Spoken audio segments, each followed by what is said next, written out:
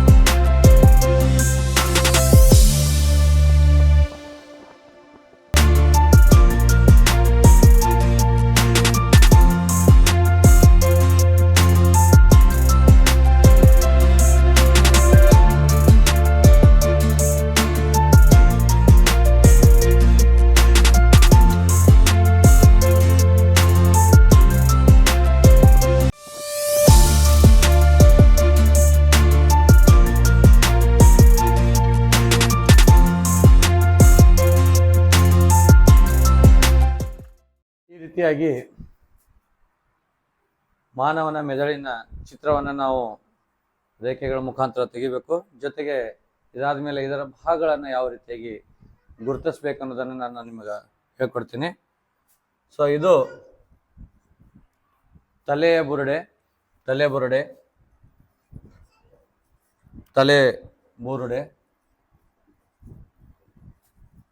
ಇದು ತಲೆ ಬುರುಡೆ.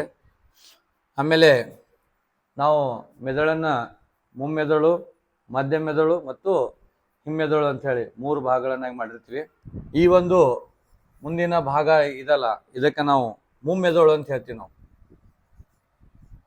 ಮುಮ್ಮೆದುಳು ಮುಂದಿನ ಒಂದು ಭಾಗ ಏನದಲ್ಲ, ಈ ಸಂಪೂರ್ಣ ಭಾಗಕ್ಕೆ ನಾವು ಮುಮ್ಮೆದುಳು ಅಂತ ಹೇಳ್ತೀವಿ.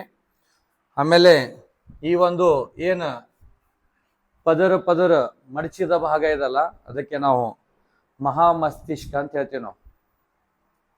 ಪ್ರಿಯ ವಿದ್ಯಾರ್ಥಿಗಳೇ, ನಮ್ಮ ಮೆದುಳಿನಲ್ಲಿ ಮಹಾಮಸ್ತಿಷ್ಕ ಬಹಳಷ್ಟು ಪ್ರಾಮುಖ್ಯತೆ ಇದೆ. ನಾನು ಅದರ ವಿವರಣೆಯನ್ನು ಹೇಳುವಾಗ ಹೇಳ್ತೀನಿ.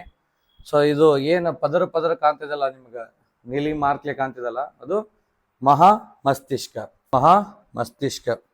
ಆಮೇಲೆ ಇದೇನು ಮಧ್ಯದಲ್ಲಿ ಏನು ಗ್ಯಾಪ್ ಇರುವಂತ ಒಂದು ಭಾಗ ಅದಲ್ಲ, ಈ ಒಂದು ಭಾಗಕ್ಕೆ ನಾವು ಮಧ್ಯ ಮೆದುಳು ಅಂತ ಹೇಳ್ತೀವಿ. ಈಗಾಗಲೇ ಹೇಳಿದ್ದೀನಿ ನಿಮಗೆ, ಮುಮ್ಮೆದುಳು, ಮಧ್ಯ ಮೆದುಳು, ಸೊ ಇನ್ನೊಂದು ಭಾಗ ಅದ ಹಿಮ್ಮೆದುಳು ಅಂತೇಳಿ. ಸೊ ಹಿಮ್ಮೆದುಳು ಆ ಭಾಗದಲ್ಲಿ ಏನೇನು ಬರ್ತದ ನಾವು ಒಂದೊಂದಾಗಿ ನೋಡೋಣ. ಇಲ್ಲಿಂದ ಇದಕ್ಕೆ ಫಾನ್ಸ್ ಅಂತೀವಿ ನಾವು. ಏನಪ್ಪಾ ಅಂದ್ರೆ ಫಾನ್ಸ್. ನೆಕ್ಸ್ಟ್ ಬರೋದು ಈ ಒಂದು ಭಾಗ, ಈ ಒಂದು ಭಾಗಕ್ಕೆ ನಾವು ಮೆಡುಲ್ಲಾ ಅಂತ ಹೇಳ್ತೀವಿ. ನೆಕ್ಸ್ಟ್ ಈ ಏನು ಭಾಗದಲ್ಲ, ಇದು ಏನು ಮಡಚಿರುವಂತ ಭಾಗದಲ್ಲ, ಇದಕ್ಕೆ ಅನುಮಸ್ತಿಷ್ಕ. ಸೊ ಈ ಮೂರು ಭಾಗಗಳನ್ನ ಸೇರಿಸಿ ನಾವು, ನಾನೀಗ ಆಗ್ಲೇ ಹೇಳಿದ್ದೀನಿ ಮುಮ್ಮೆದುಳು, ಮಧ್ಯ ಮೆದುಳು, ಸೊ ಇನ್ನು ಉಳಿದಿದ್ದು ಹಿಮ್ಮೆದುಳು. ಈ ಮೂರು ಭಾಗಕ್ಕೆ ನಾವು ಏನಂತ ಹೇಳ್ತೀವಿ ಅಂದ್ರ ಹಿಮ್ಮೆದುಳು ಅಂತ ಹೇಳ್ತೀವಿ. ಸೊ ನೆನ್ಪಿಟ್ಕೊಡ್ರಿ, ಬಹಳ ಸರಳ ಅದ. ಹಿಮ್ಮೆದುಳಿನ ಭಾಗಗಳು ಯಾವುವು ಅಂತ ನಿಮ್ಗೆ ಏನಾರು ಕೇಳಿದ್ರ 100ಕ್ಕೆ 100% ಸತ್ಯ. ಏನಪ್ಪಾ ಅಂದ್ರ ಇದರಲ್ಲಿ SSLC ಅಲ್ಲಿ ನಿಮಗೆ ಫಿಕ್ಸ್ ಕ್ವಶನ್ ಅನ್ನ ಕೇಳ್ತಾರ. 2023 2022 ಕಂಟಿನ್ಯೂಸ್ ಆಗಿ ಮೆದುಳಿನ ಬಗ್ಗೆ ನೀವು ತೆಗೆದು ನೋಡ್ರಿ. ವಿಜ್ಞಾನ ಪಾಠ ಸಂಪುಟದ ಮೆದುಳಿನ ಬಗ್ಗೆ ಕೇಳಿದಾರ. ಬಟ್ ನಿಮ್ಗೆ ಏನ್ ಕ್ವಶನ್ ಮಾಡ್ತಾರ ಅನ್ನೋದು ಇಂಪಾರ್ಟೆಂಟ್. ನಿಮ್ಗೆ ಇದ್ರ ಚಿತ್ರವನ್ನ ತೆಗೆದು ಭಾಗಗಳನ್ನು ಗುರುತಿಸ್ಲಿಕ್ಕೆ ಹೇಳ್ತಾರ. ಒಂದೊಂದ್ಸಲ ಹಿಮ್ಮೆದುಳಿನ ಭಾಗಗಳು ಕೇಳಿರ್ತಾರ, ಒಂದೊಂದ್ಸಲ ಮುಮ್ಮೆದುಳು, ಒಂದೊಂದ್ಸಲ ಏನೈತಿ ಮಧ್ಯ ಮೆದುಳು ಗುರುತಿಸ್ಲಿಕ್ಕೆ ಹೇಳ್ತಾರ. ಜೊತೆಗೆ ಅನುಮಸ್ತಿಷ್ಕ, ಮಹಾಮಸ್ತಿಷ್ಕ.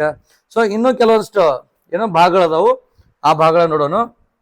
ಈ ಒಂದು ಭಾಗದಲ್ಲಿ ಮಧ್ಯ ಮೆದುಳು ಬರುತ್ತಾ, ಈ ಒಂದು ಭಾಗದಲ್ಲ, ಈ ಒಂದು ಭಾಗಕ್ಕೆ ನಾವೇನಂತಿದ್ರ ಹೈಪೋಥೆಲಾಮಸ್ ಅಂತ ಹೇಳ್ತೀವಿ. ಬಹಳ ಸಲ ಕೇಳಿದಾರ, ಹೃದಯ ಮೆದುಳಿನ ಭಾಗದಲ್ಲಿ ಹೈಪೋಥೆಲಾಮಸ್ ಅನ್ನ ಗುರುತಿಸಿ ಅಂತ ಹೇಳಿ.